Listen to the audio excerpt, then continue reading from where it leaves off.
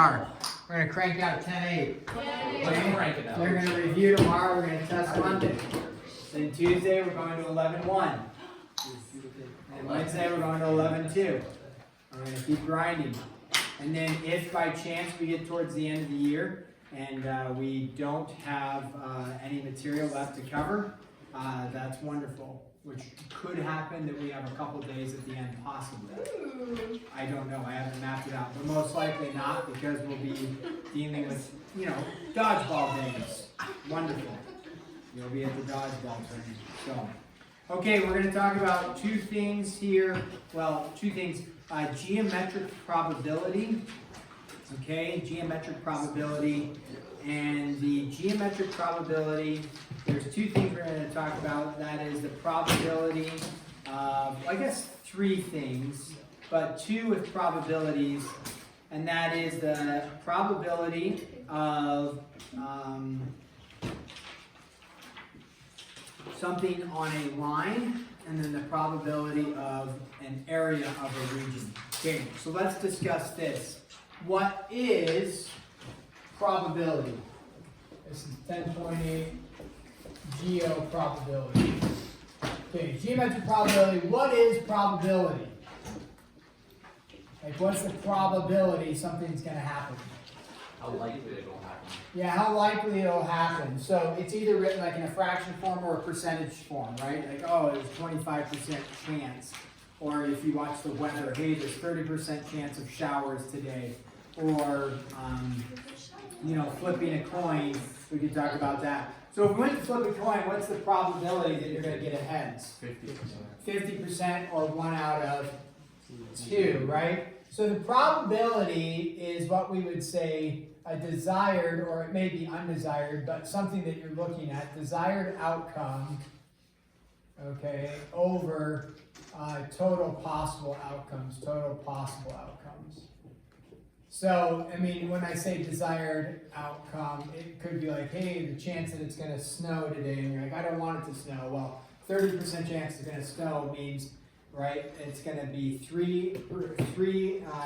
going to happen 3 times out of 10, So, desired outcome, so if we were flipping a coin, that's an easy one. The desired outcome is a heads, let's say, and the total possible outcomes is heads or tails, so that's total would be 2, so it'd be 1 out of 2, and you flip, right? So with that, then there's another thing called odds, which the book doesn't discuss, but I want to put in here because it references the same idea, but it's a different look. And what odds are is desired outcome or the considered outcome over non-desired.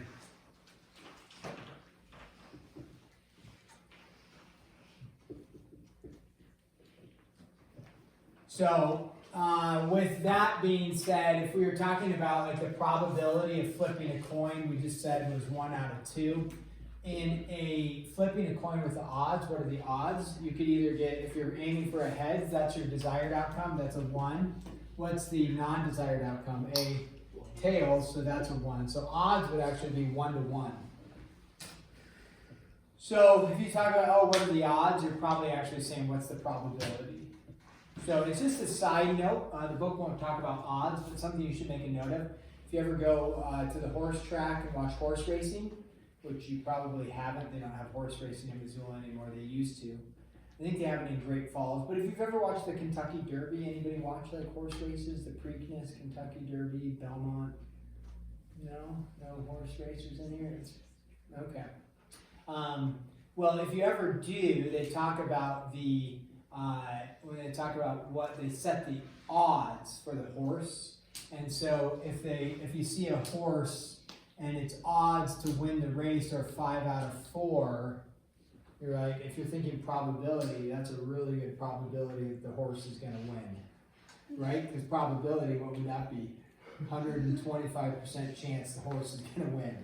So that's actually not true because they're not talking probability, they're actually talking odds. So the odds, if we were to change odds into probability, it would be 5 out of 9. So that's a side note when you look at odds and you see like horse racing, they pick the odds. And the odds are all based for people that are betting on the horses. So if a horse has really bad odds to win, and the odds could look like the probability, could be 1 to 30. That could be the odds. What that means is if you bet that that horse wins and it does win, you'll win you'll win some money. So because that horse they deem is not going to win. So all right, that's a side note. What do we do if we were to, the book has a definition, it says, if a point on AB is chosen at random and C is between AB, then the probability the point is on AC is what? So what they're stating here is, here you have a line segment AB, like this, and then you have C here. Okay, so you're going to randomly select a point. Okay? So again, it's random. It's not like, okay, I'm going to put the point right here. It's random. Somehow it's randomly selected that the point lands. It's bouncing back and forth, and then it stops somewhere. What's the probability that it lands on segment AC? Well, the probability it lands on AC would be the length of AC. All right, length of AC all over the length of the entire thing of AB. So if we looked at this and we said, okay, what if we gave it some measures to like just think about? If this was 4 and the whole thing was 12, let's say, what's the probability that it lands on AC? Well, if the length is 4 for AC and then the whole length is 12, it would be 4 out of 12, so it would be a 1/3 chance it's going to land on AC. Or you could look at what's the probability of it landing on BC. And the probability of it landing on BC would be 8 out of 12. Or what's the probability that it lands on AB? And that would be 12 out of 12, which would be a 100% chance it lands on AB if you're going to randomly select a point on there. So with that, there's something actually called the complement principle. Okay, the complement principle states this.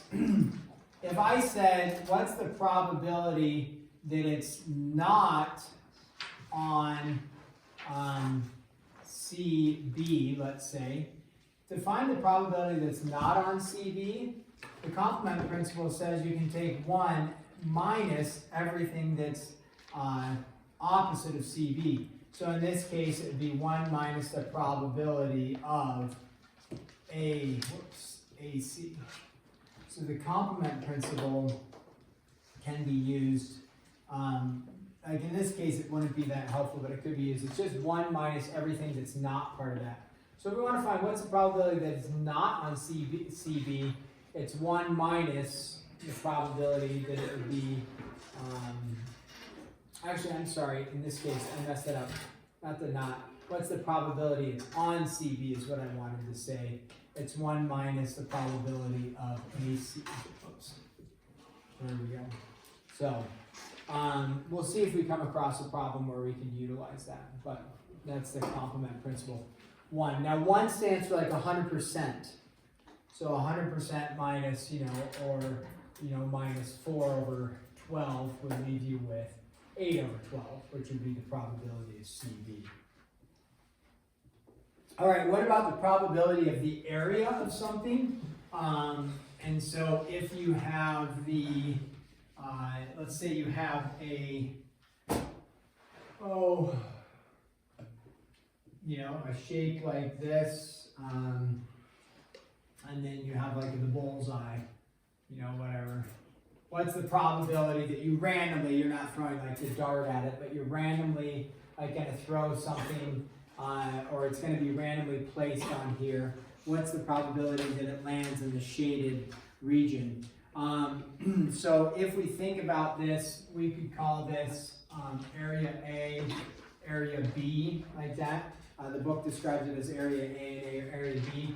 So if I wanted to find the probability of the fact that it lands on B, the probability that something is thrown up here and it lands on B, it would be the total area, which would be probability of, the area of A on the bottom, because that's the total area, and then area of B on the top. So you take your desired area that it lands on, and then you're divided by your total area, in this case, area A for that. Okay, then the last thing is, they talk about is a sector of a circle. Sector of a circle, you can think of a sector of a circle as like a piece of the pie like this, and you have, something like this. This portion right here, that would be, hey, a sector of a circle is a part of a circle, okay? And a sector of a circle would come from the center, so that doesn't exactly look like the center, but the sector of a circle would be described as coming from the center. So it's a fraction of the circle, okay? So how do you find the area of a sector of a circle? Well, there's a formula. If you want to find the area of a sector of a circle, which means an area of part of the circle, you're really just taking a fraction, right, of the entire circle.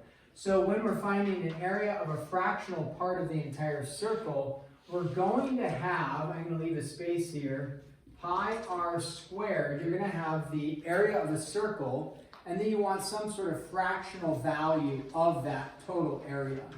So if you think about this, if I were to give a circle like this, and we cut out this, we'll call that a 90, and we cut that out. That sector of the circle is how much of the total area? If you made this a 90-degree angle right there. How much is this? 1/4 of the circle, right? And so you'd say, okay, I'm going to find the total area and then multiply it by 1/4. If I were to do this, call that a diameter, and another sector, that would be, you would take the total area and multiply it by 1/2. And then if we were to add this, right, a 90-degree there, if I were to take that, now I would say, okay, total area, and then it's 3/4 of the total area. So, and then you could add the last one, it's like, okay, that entails all of it. So the issue though is that it's like, well, that's convenient that it's 90 degrees, right? Well, 90 degrees over 360, because there's 360 degrees in the circle, right? What's 90 divided by 360 give you? 1/4, right? So 90 over 360 gives you a 1/4. We talked about what if this was a semicircle. So what's 180 over 360? Well, that would be 1/2. And then we talked about what if you had 90, 90, 90, which we saw, like if we erase that, go back to here, that's 3/4, which is also 270 out of 360, which is going to end up equaling 3/4. So what this is, the book uses the letter n over 360, and they're referring to n as your central angle. So that way, if you have an angle other than just 90, you have a sector of a circle, and it's like, hey, I have a 30-degree angle right here, and I want to find out what's the area of that sector of a circle. You would just take, this is a fraction of the circle, it's 30 out of 360, and then times pi r squared, whatever your radius is. And then 30 out of 360 is 1/12 of the area. So a little 30-degree angle represents 1/12 of the entire area. And so n they use as a central angle. Why don't you think they use C for central angle on that? Circumference, right? When you're talking about circles, C would stand for circumference, right? So they're not going to use the letter C. Capital N, I actually don't know. We could look it up, or maybe they just randomly chose N for that. But they use capital N as the central angle. So that's sector of a circle. Okay, so then let's go ahead and just take this is good. Harry asked well, you didn't ask a question, you said 10-6 was rather challenging. At least for me. I mean, we'll just pretend it's only you. We know that's not true. Was 10-6 a little challenging for those people that actually did it and did it on their own and didn't bob it? You know, why was 10-6 a little challenging? What's one of the reasons it's challenging? Anybody want to volunteer what was challenging about 10-6? It's traditionally challenging. Yeah. I think like the reason it was hard for me is because there's so many area problems with like weird shapes inside of each other and stuff. Weird shapes. Yes, like Like hexagons Yeah. or octagons, not just, hey, there's a square based on type.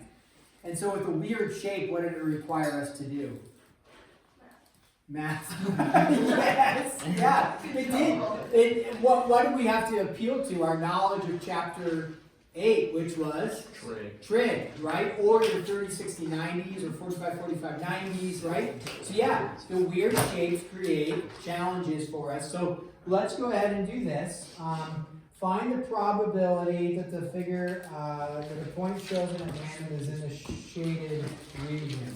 Okay, so we want to find probability that a point lands in the shaded region. I'm not going to write it all out. I will draw the picture for us. So this will be a little practice from 10-6 because you're going to have this, and then let's go like this. So we have here, here, here. It's not the best picture. I apologize for that. But assume, okay, bad picture, but assume that it's a regular polygon, okay? Regular polygon doesn't look regular, but we'll assume it's regular. Okay, here's the shaded region. And we want to find what's the probability that a point randomly selected, not you throwing a dart at the dartboard. Okay, just having this vision of you guys all throwing darts at me. Some of you are like, please let us. Okay. Yes. So let's go with this. This is, okay. So a point randomly selected, and that's 8. Doesn't really matter. Centimeters. Doesn't matter that it's centimeters or whatever. Meters. Okay. So we want to find the probability that a point randomly selected ends up in the shaded region. How do we find probability of area of a region? You take your total area, right? Total area, and then put that on the bottom. Then on top, you're looking for the area that you're desiring. So you're like, hey, the area I'm desiring is the shaded region. The issue is that the shaded region, to find that type of area would be difficult, but you could take total area minus hexagon area, right? And then that will give you the area of the shaded region. So to find the probability of the shaded, that a point lands in the shaded, you need to find the area of the shade divided by area total, right? And to find the area of the shaded region, this is what you guys are working on in 10-6. How do I find the area of the shaded region? Area of shade is going to be what?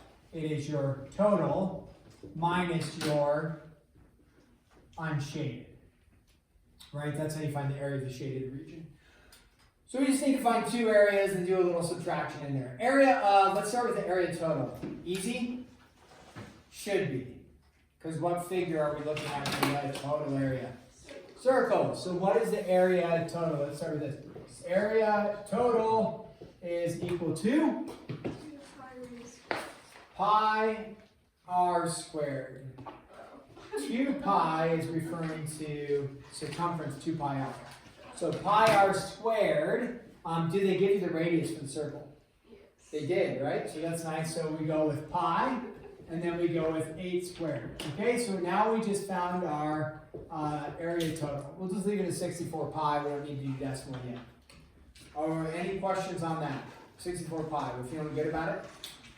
Okay, great. So now I need to find the area of the shaded region, but I need to actually find the area of the hexagon, right? Is this a hexagon? Did we count them? 1, 2, 3, 4, 5, and 6. Okay, area of the hexagon. What's our process for finding the area?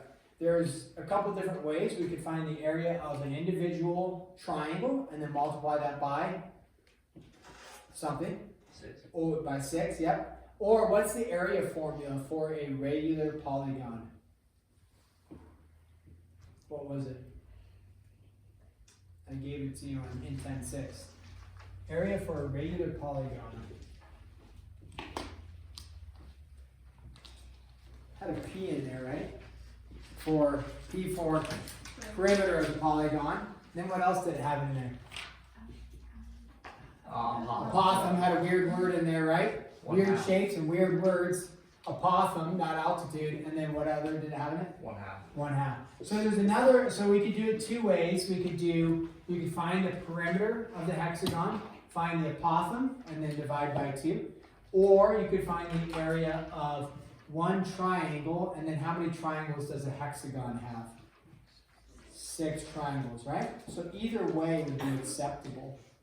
So either way, to find the perimeter, you gotta know the outside. To find the apothem, remember the apothem comes from the center and goes where? Right down here, right? And then makes a 90. All triangles in a regular polygon are also going to be, not regular, but they're going to be isosceles.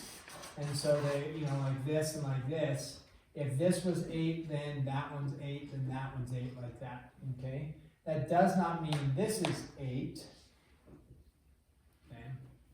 So how do we go about this? This is all, this is what we worked on. So let's draw this picture. We'll draw this triangle like this. We'll give it an 8. We'll give it an 8. Let me erase the apothem for a second. We'll call that theta. How do I find theta? 6 theta equals 360. Yeah, there's 6 of them, right? We didn't draw all 6. So 6 angles is equal to 360. Therefore, theta is equal to 60, not 30. I'm sorry, 60 degrees. So now I know I have 60 degrees there. Now, in this case, if this is isosceles, so this one works out, right? If this is 60, what do the base angles have to be? 60, right?